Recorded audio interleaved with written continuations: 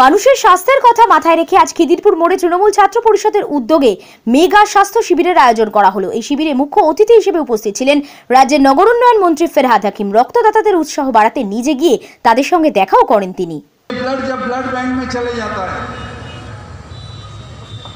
उसका क्या क्या पहचान रहता है, ओ पॉजिटिव, बी पॉजिटिव, सी पॉजिटिव, उसका ग्रुप उसका पहचान रहता है।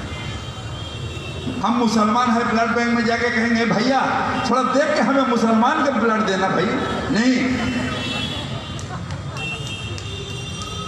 ये खून जाके ग्रुप से मिलाया जाता है। ए पॉजिटिव है या बी पॉजिटिव है या ओ पॉजिटिव है।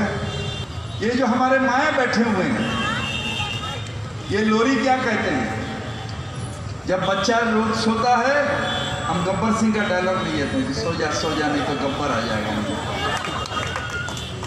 जब ये बच्चा को सुलाते हैं तो क्या कहते हैं, क्या लोरी गाते हैं, ये कहते हैं मुसलमान का बेटा है तो मुसलमान बनेगा, हिंदू का बेटा है तो हिंदू नहीं, कहते हैं हिंदू बनेगा ना तो मुसलमान बनेगा, इंसान के औलाद है तो इंसान बनेगा। ये इंसान के खून भी दूसरे इंसान के लिए लगता है।